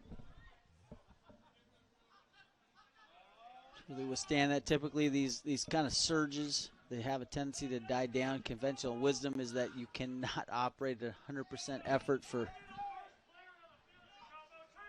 prolonged efforts. If they can just weather this storm, the game will settle in. Failing for Jesse Ortiz. The far side for McGlynn. McGlynn surging forward here. He's tripped up. That'll lead to a free kick. Now this is where we see Noe Meza and Declan McGlynn typically fight over who's the appropriate person to take the opportunity. For me, it's always Noe Meza. I think if anything, you look at a Jesse Ortiz, who's one of your only left-footed players on the field. Jesse Ortiz has the ability to bend that ball into the right-hand corner. Against my better judgment, Declan McGlynn stepping into the opportunity. It's taken by Ortiz, square into the wall. Not much doing on that free kick. REDHAWKS still on the front foot. Here's Hayman. They were coming together, and you got to peak at the right time. Coach Hayford's team, same thing. I think they were coming into the postseason with as good a chance as they've had in his tenure to win it and then get an NCAA tournament berth. So to have those seasons cut short, that's brutal. It is really, really hard. People, when I played at the University of Washington, we didn't make the NCAA tournament. We won the Pac-10 tournament. Pac-10, that's how long ago it was. And we had beaten San Francisco 4-0. We tied UNLV 1-1 in UNLV, and San Francisco went ahead, as did UCLA, was in the Pac-10 tournament. And so I was crushed that we did not get to participate. I really was. I never forgot it. And I just vividly remember seeing our women's softball team come walking out and saying to them, and I'm a dad, I have a 24-year-old daughter, 25-year-old daughter. and looking at them and just saying, I'm really sorry. And them stopping, and they were hurt. They were hurt and they were crushed. It was, hey, your dog just died, right? And we just went through that. So when I say that, I don't mean it, casually. Those women were really, really crushed, and I felt I could see it. And as I started to say it, and they all stopped and looked, I realized I got to talk to these women for a few minutes because they are really sad. So with that, you look at our season, and I appreciate all the nice things you just said. We got to go to the NCAA tournament. Had we gone undefeated in the league and then they said you're done, oh man, it'd be a lifetime disappointment. So we were very fortunate in that we got to play the whole year. We had some good accolades.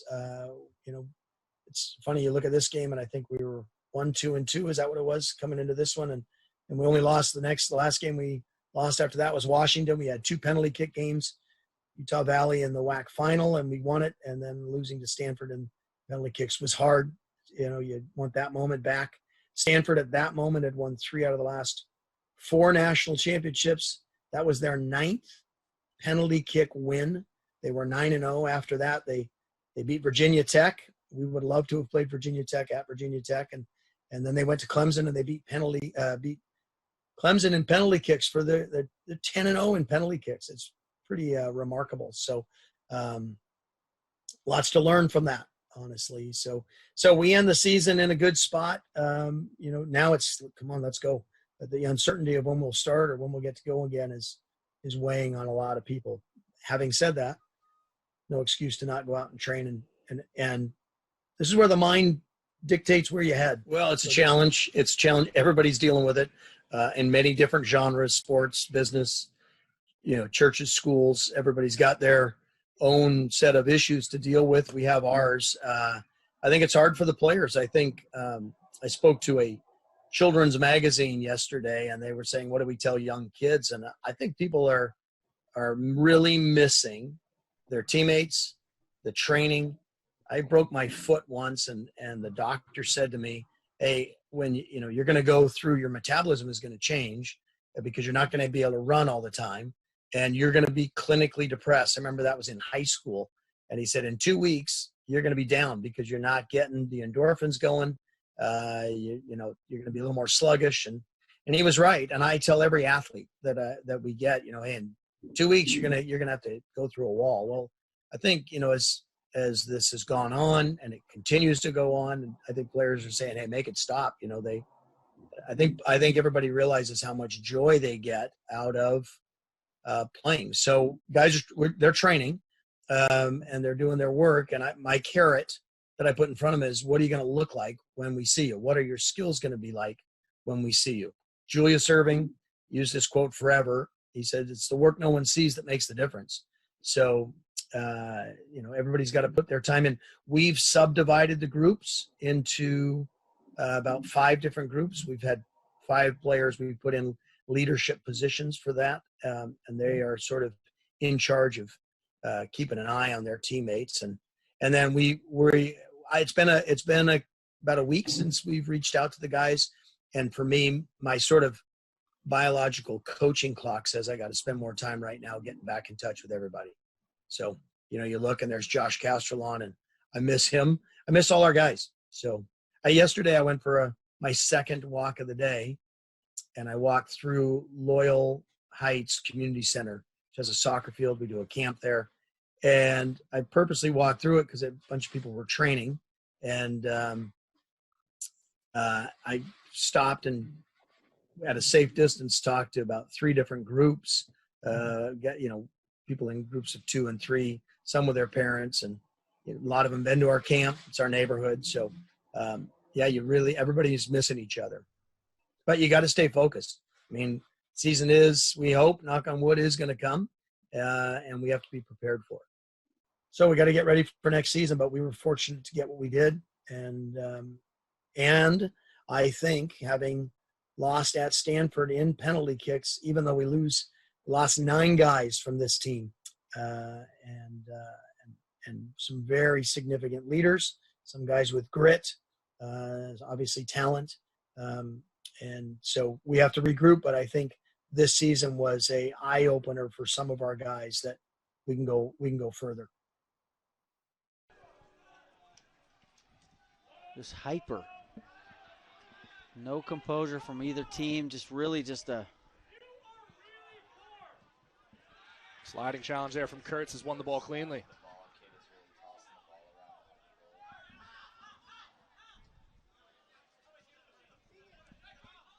And there's the opportunity for Seattle University. Cannot give that ball away carelessly. If they can break that initial Portland front four, there's acres of space. But credit to Portland.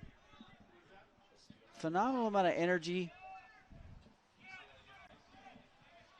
Making it very difficult for Seattle University to generate any momentum. Ortiz hoping to bring that ball under control to turn it, and he's fouled his man in the process.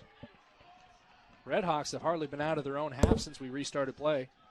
Yeah, and we see it, right? I mean, it's typical at Championship Field where the shots on goal are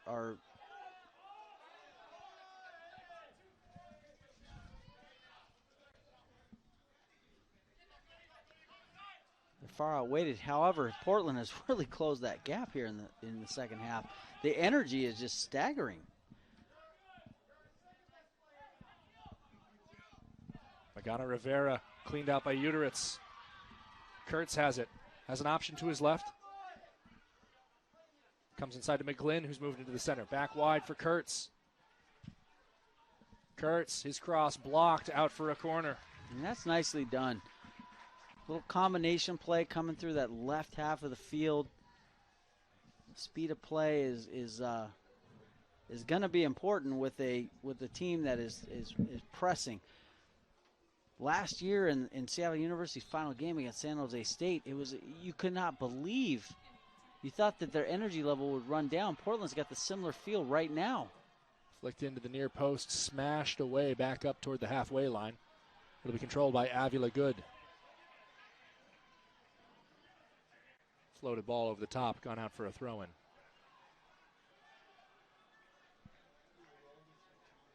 I think the recipe for success is 1 and 2 touch through that midfield.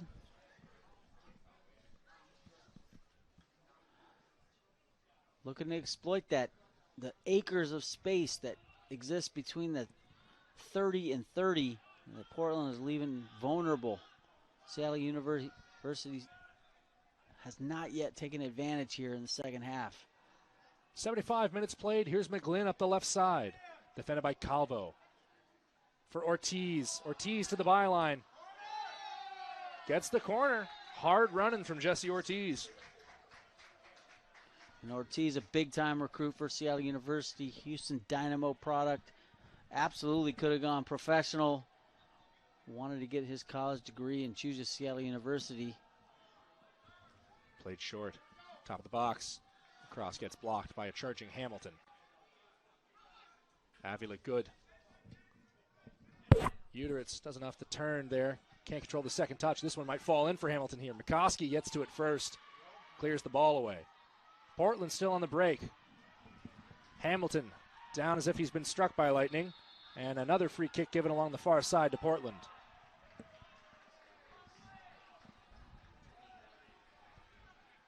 Seattle U continuing to live dangerously in this, giving up set piece after set piece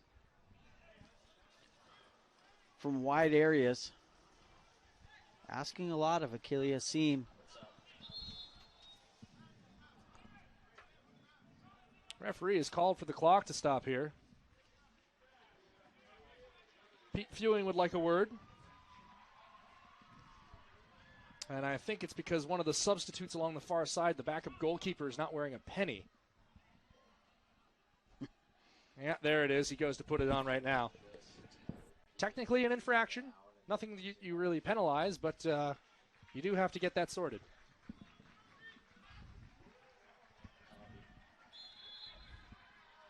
Magana Rivera for the restart.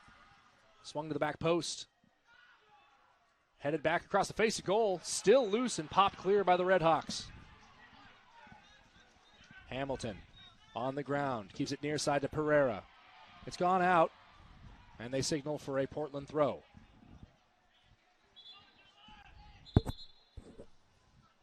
Well, Case Wester has been waiting for about 5 minutes to check in for the REDHAWKS.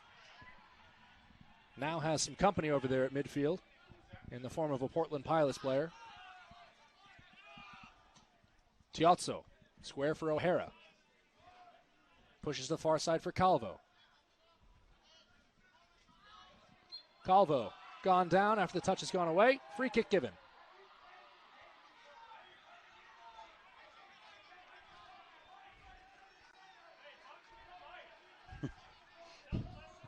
Seattle U faithful. Pretty upset about that one.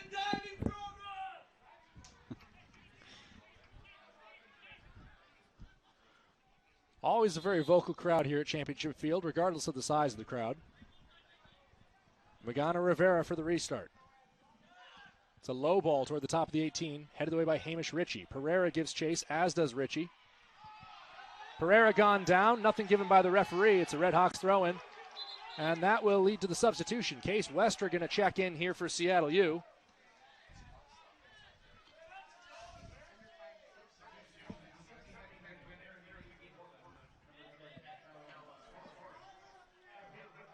And Kawa Suarez back on for the Pilots. Well, Pilots made another substitution there as well. They brought on number 30, Jake Kamajian.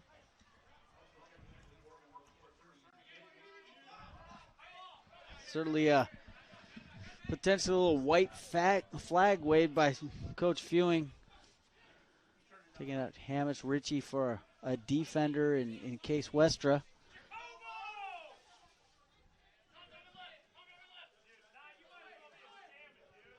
Seattle University asked to weather the storm here so far.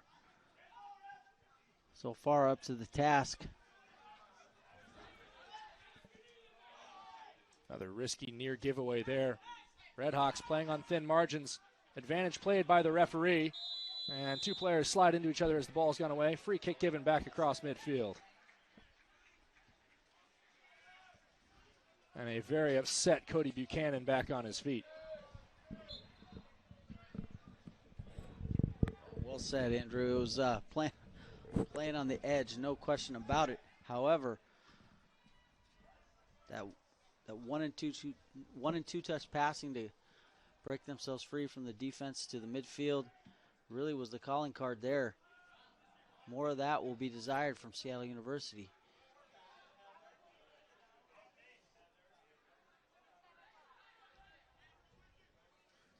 Big switch into space, looking for Reyes. That ball's going to take a friendly bounce for Seattle U and run out of play.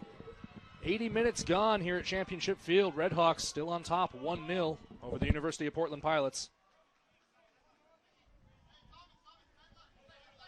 You certainly give the advantage to Portland right now, the energy level. You need a little luck in this game, and we got a little luck because they, again, I felt when we came out of the locker rooms after the stoppage, Portland put us under tremendous pressure. You got to give them credit for that. And so this one, good movement of the ball. Declan, it seems, it's easy, but the ball comes into him. He lays it back, I think Hal to Jesse, and then you see Jesse's quality. That pass from Jesse wide, the pace is right. And then again, we get a little luck. I mean, now it could have been an own goal, right? It comes off the number 4 and then bounces, fortunately, right to Harrison. There's a lot of luck involved. When I was describing the goal that we did score first, you talk about being in the right place. It all has to line up. That one lined up, and so we earned a little bit of luck for that. And you're 9 minutes to go in the game now, and no stoppage time, and the game is secured. So now, if we do get lightning and they have to call it, we get the win, which is paramount for us, right? But now things have changed, and I think that goal, again, 9 minutes to go, I think it took the wind out of Portland's sails a little bit, because it's hard, when you're thumping a team, and they were thumping us for a little bit, and then all of a sudden you get a goal against the run of play. It's deflating. So formidable opponent, University of Washington, but that's the game, right? Ball pops off the post. Harrison Kuntz, right place, right time. Well finished against the run of play, I would argue. No, absolutely. I mean, like we'd been talking about for about 10 minutes or so, it was all Portland all the way. This game far from over, by the way. 8 minutes and 24 seconds of Jesse, Houston Dynamo product, freshman. He's an old soul. He's wise beyond his years.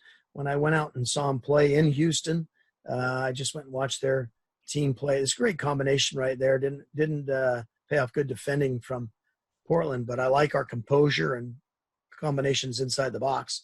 The idea was good. He can spray the ball around.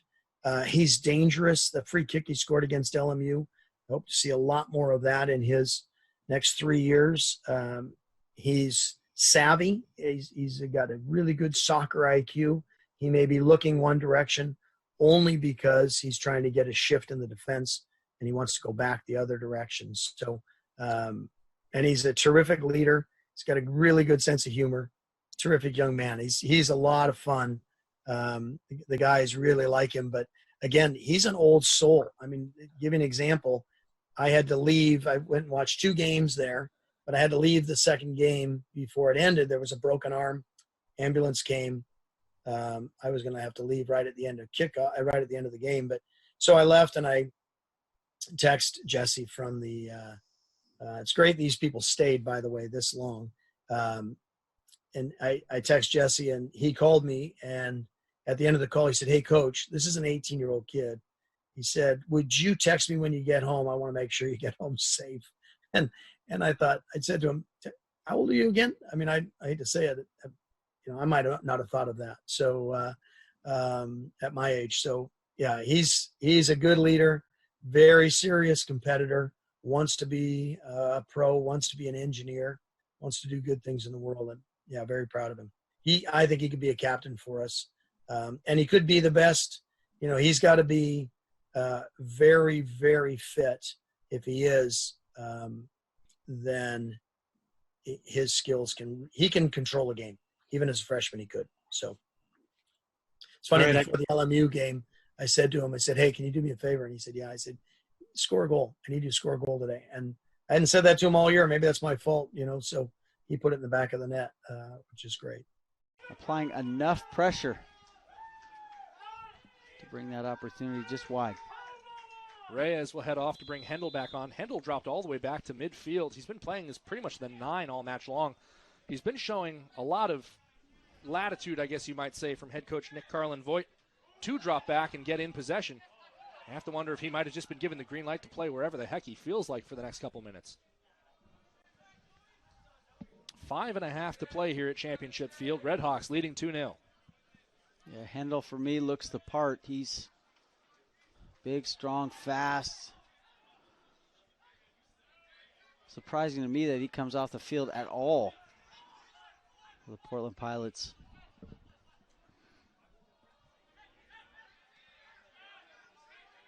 Kurtz with it here. Muscled off the ball, that time by Tiozzo.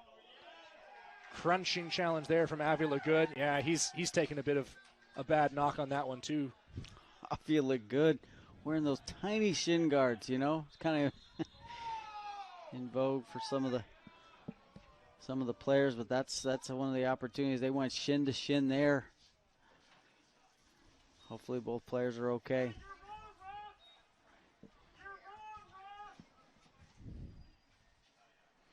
Andrew, I played in an over 40s game recently, and I wore, I forgot my shin guard, so I wore cardboard in my shins. I took a studs up tackle, ended up with a hematoma on my shin. Well, so I don't know. So I told my kids I don't think shin guards are that important, and then I came home with that, and then. Well, there you have it. Definitely always wear your shin guards for our youth players that might be listening in right now. Technically, though, Arnie, according to the laws of the game, as I understand it, there are no regulations about what a shin guard has to be. Yeah. There just has to be something there. So I think you were compliant. For Avila Good, he's wearing those socks low. Paid the price. Paid the price there. Yeah, seems little the worse for wear, all things considered. And we're back underway and rolling. O'Hara. Pass comes behind Magana Rivera. Hamilton racing backwards. He'll reset.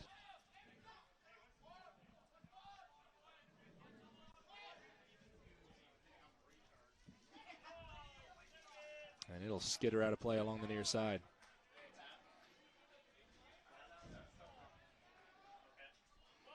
And Portland from years past was just such a dominant program.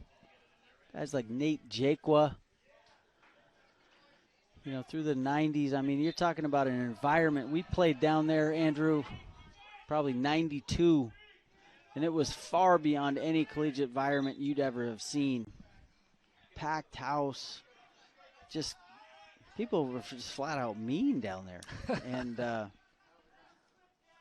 you know, I think they lost a lot of steam when Clive Charles passed. Long sailing ball here. Kasim catches it cleanly. Coached both programs for a long time and had great success with the women's program and with the men as well. Yeah, and that women's program also has turned out some very, very good players. Obviously, Megan Rapinoe has to be the top of any list you'd be putting together. Yeah, Shannon McMillan for sure. Stephanie Cox, Olympic gold medalist. Yeah, no doubt. It's I think the game is better when Portland is playing at a high level. Meza intercepts that ball at midfield, tries to slip it back to Kurtz.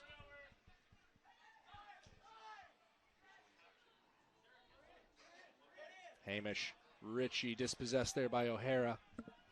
The short outlet to Hamilton. Well, it's going to be route one all the way for the Pilots at this point. There's a pretty good open field tackle. Gives away the free kick. I'm surprised we don't see a card for that, but I think the referee is just at the stage of the game where he's hoping to see this one through the finish line.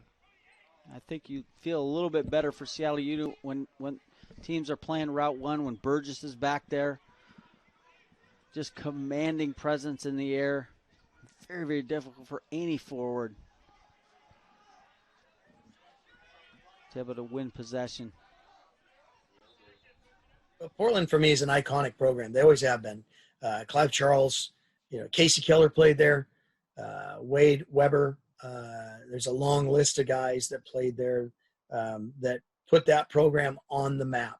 And they lost to Indiana in the semifinal in 1988, and a lot of those guys. Trent Schultz was on that team. There's a bunch of guys, Ian McLean, that were just. They ended up being really good pros, and they've turned out a lot of good pros from University of Portland. And on the women's side, like I said, they got 2 national championships. So at school, we're playing the cup, the Coffee Cup, with them. It's the right, now that we're Division I and have been for 10 years, this is the right opponent for the Coffee Cup. So to get the first one, you want to get it. At first glance, people go, oh, yeah, no big deal. Then you see the Coffee Cup. Every player gets a Coffee Cup with that logo on it. It means something. So, and, you know, on the Cafe d'Arte, it's great coffee. And I'm not just saying that, it's great coffee, but it's owned by Jeff Stock is the majority owner. Jeff and I played together. Mark Schur is owns a smaller portion as a CEO. And Mark played at the University of Washington. We've all played for FC Seattle at different times. Jeff and Mark grew up together. Jeff owns Wild Waves Water Parks, or at least the land, and he's been as great as his soccer career was. His business career has been maybe even better. And then their GM is a guy named Joey Mancuso. And Joey's awesome, and he played at UNLV. He's a Burien guy, which is where I grew up, a little younger than I am, and he played on the U16 U.S. national team. So to have 3 soccer guys, and Mark Schur was a phenomenal goalkeeper. He ranks, honestly. You got Keller, you got Hanneman, you got Jeff Cook. You've got some great goalkeepers that have come out. Mark's not a big, tall guy, but he was tremendous in goal. And so to have it come from, and honestly, Cafe d'Arte, they won Roaster of the Year a few years ago, and Mauro Cipolla, who started it, He was a guest speaker, one of two at the World Coffee Cup in Rome, and Morrow spoke and Howard Schultz spoke. So we got the right guys. They're vested. They want to do something special with it. We got the right opponent. And Mark said to me afterwards, Cafe d'Arte has a flagship store in Seattle, and they've got, in Pioneer Square, and they've got one near the University of Portland. And Marky looked at me and just said, "Man, I'm really glad you guys won this." So it's going to be a great rivalry. It was a great start to it, and like the first one, winning on a penalty kick that was called back made it unique, and winning this one after a lightning delay that has never happened, to my knowledge, at Seattle U soccer, made it interesting. And it's going to be, I'll tell you what, we're playing it again at Portland, September 4th, 7 o'clock, and that is going to be a very intense game. Nick knows it. I know it. That's the fun of it. Pete Fewing will not be pleased about that.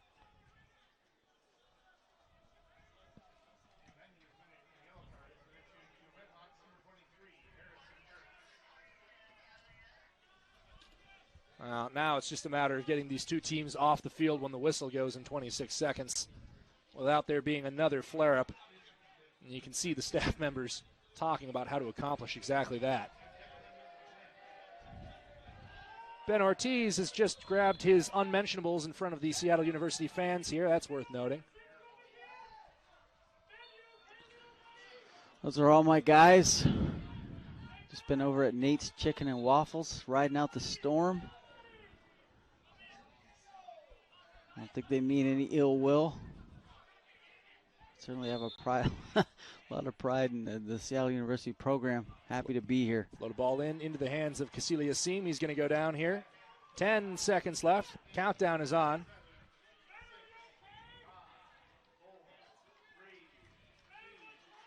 Punts it away as the clock runs down to 0, and the Seattle University REDHAWKS have claimed the Cafe d'Arte Coffee Cup here at Championship Field, thanks to a 2-0 win over the University of Portland Pilots. Big win for the REDHAWKS, starting with a great goal against from Noe Meza in the 18th minute, and then Harrison Kurtz in the 81st managed to smash in a rebound off the left post late in the second half after a very lengthy delay as well. Well, there's no doubt this has been one of the most odd games I've ever been a part of. Big win for Seattle University. A lot of questions, however, looming heading into the University of Washington game. I think defensively, continue to prove themselves. I think people are starting to recognize locally and in the MLS, the scouts, we're hearing it more and more. The recruits, we're hearing it more and more. We have an attractive style of play. We got a great venue. We are strong at home. We bring in some great opponents to watch. You're right on top of the field. Last year it was Akron, Denver, Notre Dame, Seattle U with 6 seasons in a row with 11 wins. After this season, Seattle U is the only team in the country. So you're talking about high-quality soccer. We've been to the NCAA tournament 4 times, and I think now we want to go back-to-back seasons this year, and I think there's a lot of excitement within the players to really play great soccer and entertain the crowds and win. So come out and watch us play next season, and go REDHAWKS.